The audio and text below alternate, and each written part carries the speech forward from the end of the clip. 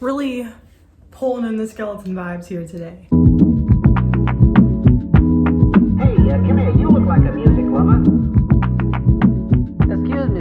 Hey y'all, it's me, Cecilia. Welcome back to my channel. So today I am going to be doing, okay, the title says spooky book recommendations. I would say all except 2 of the books on this list are for spooky books, but I'm pretty much doing my Monsterathon tag. But since most of the books I'm going to be recommending are spooky or have some form of monster in it, I figured this would be the perfect time to do this tag. I'm going to be going through the whole Monsterathon tag. If you don't know what the Monsterathon is, it's a readathon that we are doing right now for the entire month of September. It's created by Kate from Chapter Kate, and I'm one of the co-hosts for the Beast team. So yes, I know this is coming like on the 20th of September, but like this is just going to be good for you if you want to just read these books in general. So yeah, I forgot what the prompts are already. God damn it. So the first one is Whispering Woods, and it's a underhyped book. Now this book is an indie book, so of course, you know, that's why it's underhyped. It currently has about a little less than 1,000 ratings, so I consider anything underrated. I would say under 10,000 ratings on Goodreads. But this one is Broomsticks and Burials by Webb. This is the first book in the mystery and magic and mystery series by them. And I just read this book like last week for Monsterathon, and it's so good. This is a paranormal cozy mystery, which is something that I didn't know I would love. I will tell you right now, if you love Halloween Town, you will love this book and this book series. This follows our main character, Zoe. She's a reporter. She's pretty much down on her luck. She's looking for a job, and she simultaneously gets this job offer in Moon Grove. She's never heard of the city, so she goes, and it's pretty much Halloween Town. There's witches, vampires, like shapeshifters, goblins, all this, you know, everyone just living together in harmony away from the human world, like with a curse, not a curse, like an enchantment to make sure that regular humans don't come in. And she finds out that she is a witch, and she's trying to figure out this mystery that happened when pretty much the person she is replacing was murdered, and with a broomstick. So she's trying to figure out who killed her. It was very interesting. I will say that I was able to predict who the murderer was, but I was not able to predict how they did it. So I thought that was really fun. And this was just a fun book. There's also kind of a funny allegory for cops in this, because all the cops are werewolves. And I thought it was funny because of the way they talked about it. We're like, oh yeah, the werewolves are corrupt. Of course they are. And I just thought it was funny. So I really enjoyed the series. Let me check. I think you can still get the first one for free. Yes, right now, if you want to read it, you can get the first book in the series for free. I got the first 3 books for free, but you'll be able to find it on Amazon if you need to. But yes, this is a really good one just to start your little spooky journey. So the next book is Lair of the Babadook, and that is a book with LGBT representation, and I'm going to be recommending a whole manga series because of course I am. And that is the Our Dreams of Dusk series by Yuhi Kamatani. So this is a 4-book manga series, which is great because a lot of manga series tend to be really long. But if you are someone who is intimidated by long manga series, or you can't afford long manga series, this one's only 4 volumes. So this is like, this is perfect. Trigger warnings for attempted suicide, depression, and homophobia and homophobic slurs. So we follow our main character, Tasaku, and pretty much one of his classmates finds out that he is gay, and he figures, why live anymore? And so he tries to commit suicide. Right before he's about to do it, this person comes along and is like, you know, you probably shouldn't do that. And they lead him to this kind of not a halfway house, but it's kind of like a place that people can go to relax and just chill and just kind of be themselves. And it tends to be a lot of queer people come here. There is a lot of representation in this series. There is a gay character, a lesbian couple who are really cute, who are really freaking cute. There is oh, I forgot, trigger warning for death of a spouse. It doesn't happen in the first book, but it happens in the series. A trans character and ace rep. There's a lot of rep. It's all done, at least I can't speak to all the rep, but I found it to be really good, and it's such a good series. I cried like a little baby when I finished the series. I finished it all like 2 days. It was just so good. I highly recommend. So the next one is Hydra's Hangout, which is a book based off mythological creatures. So I'm going to be recommending another manga series, are you surprised? And this is going to be the Ancient Magus Bride series by Core Gamazaki. I think I can consider this my favorite manga series at the moment, my favorite ongoing series at least. It's just so good. So we follow our main character, Chise. She's pretty much given up on life. Why do I read a lot of manga when our main characters give up on life? Okay, but she pretty much gives up on life and she sells herself into slavery because she's like, I have nothing else to live for. Elias pretty much buys her. She's like, yeah, I just want to make sure that nothing happens. And he pretty much trains Chise to become a mage. Now Chise has this this power where she's kind of like a magical battery where she can produce a lot of magic, more than a lot of people, and it's more kind of a rare person. Even though she's human, she's able to see mythological creatures and beings. So it's really interesting, and it really explores through the book of her going out and like learning magic and meeting all these different mythical beings. This takes place in England, and so you see a lot of Celtic creatures, Celtic gods, Nordic gods. There are dragons, there's the Fae, there is our main character, Elias is half Fae, half human, and there's just a lot of intrigue. And of course, it's kind of, I guess, some people consider it a romance. I would consider it more like a deep bond between Chise and Elias, and them learning more of just how to be human. She's teaching him how to be human, and it's deep.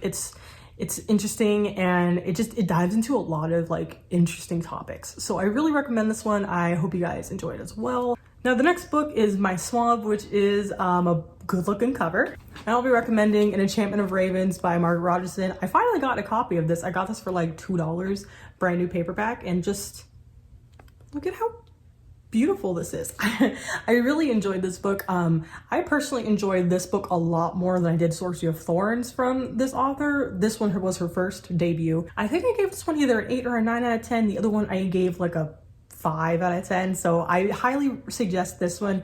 This is more of a slow, atmospheric fantasy. So pretty much Isabel, she is a portrait artist, and she just paints people, what portrait artists do, no shit. She's pretty much hired by Rook, who is the Autumn Fae Prince, and she pretty much paints him, and she paints human sorrow in his eyes, which the Fae aren't supposed to feel human emotions.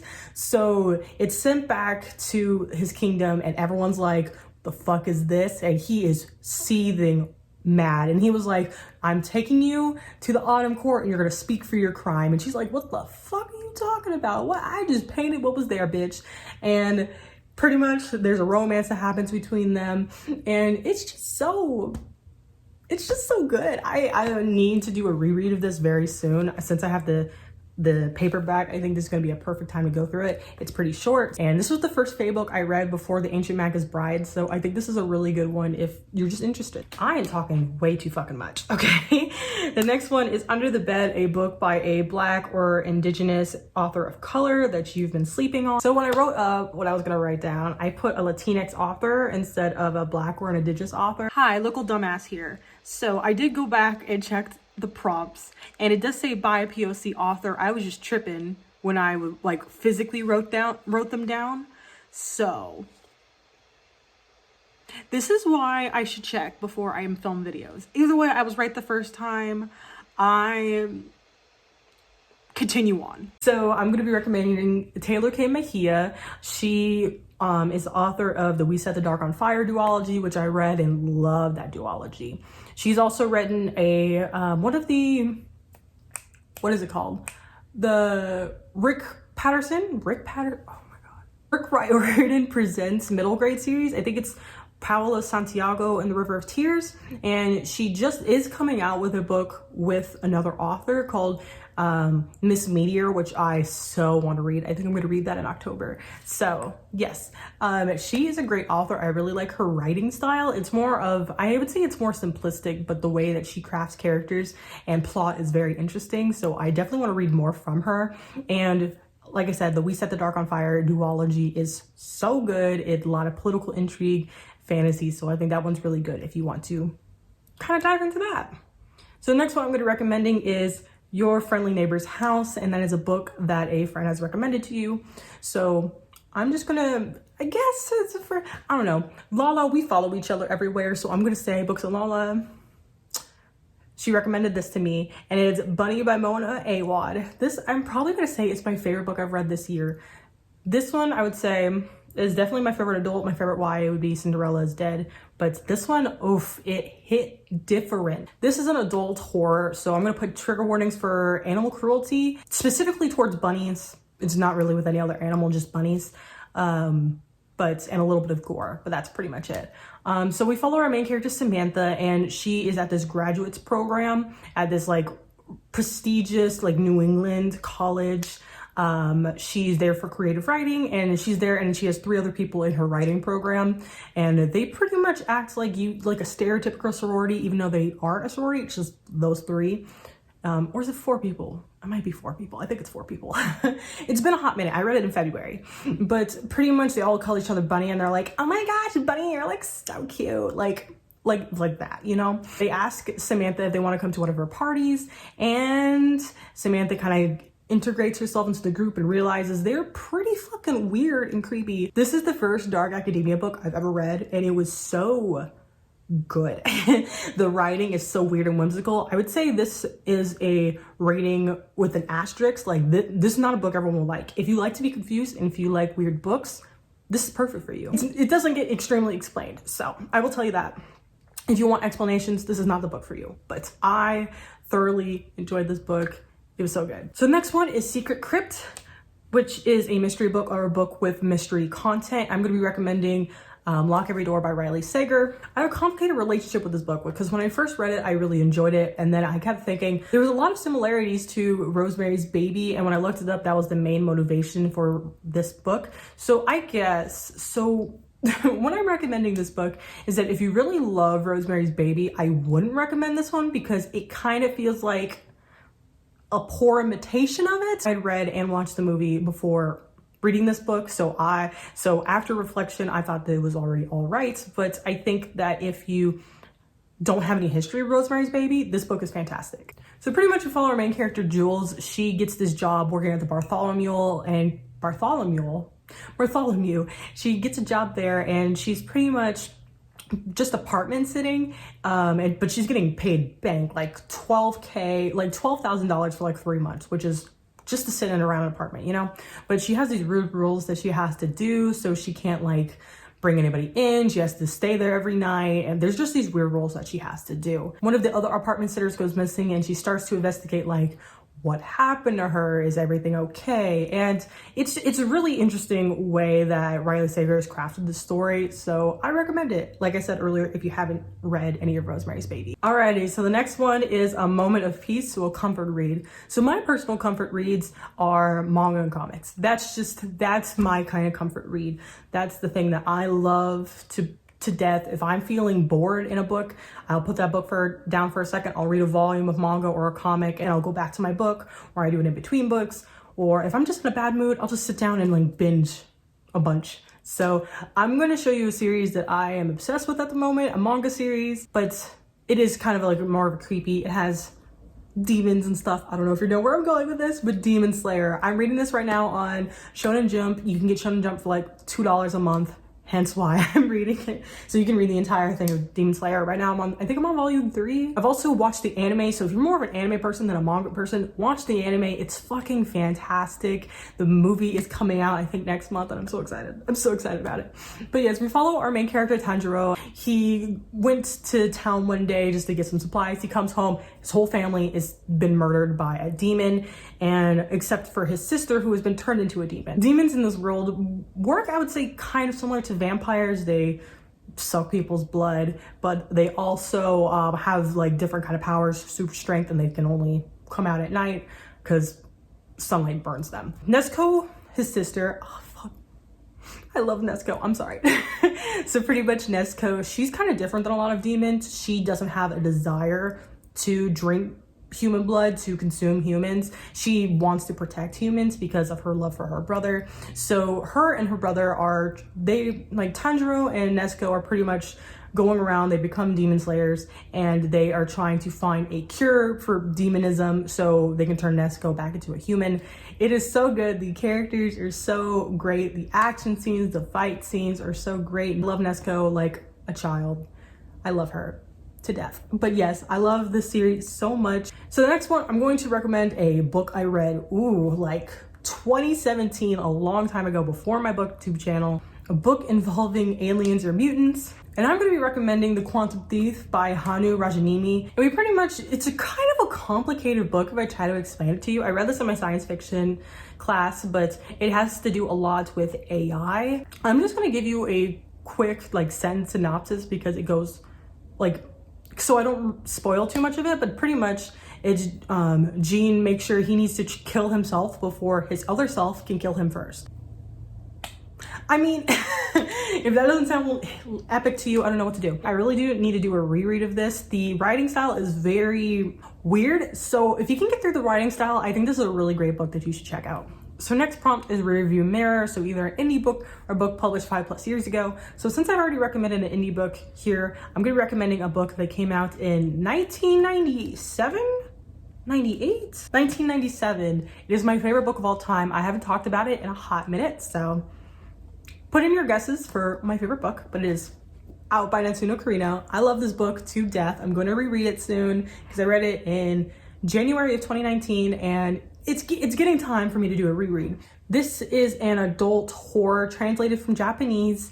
It takes place in the 90s Japan, and we follow 4 women. They work at this bento box factory, and pretty much one of the women kills her husband and enlists the other 3 women to help her out. And we don't just follow them, we follow a bunch of other characters, and everybody's stories kind of get twisted into each other.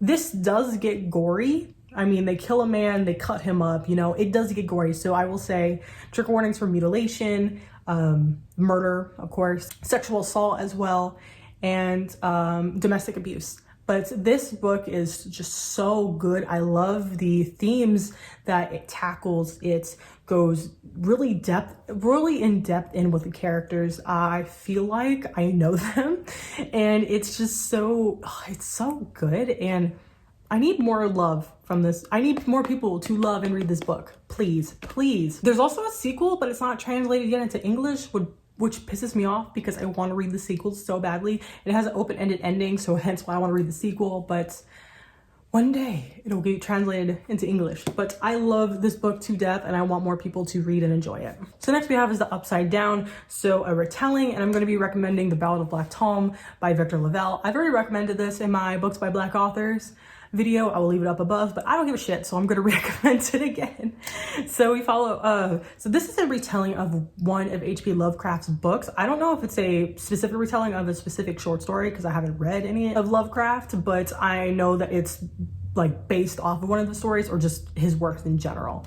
And it is just so good. It's also I think a 4-hour audiobook. So if you want a quick audiobook, this is really good. It's very atmospheric. It has creepy noises, and the narrator does such a good job. So I highly recommend it. This is a novella. It's 150 pages, so I don't want to talk too much about this. This takes place in 1920s Harlem. We follow Charles. He is pretty much a failing musician. He just plays songs on the street and to get a little money for him and his father. And he also just sells things on the side. And he sells this one book to this creepy lady and finds out some stuff about the world that he probably didn't want to know about. And that's all I'm gonna say.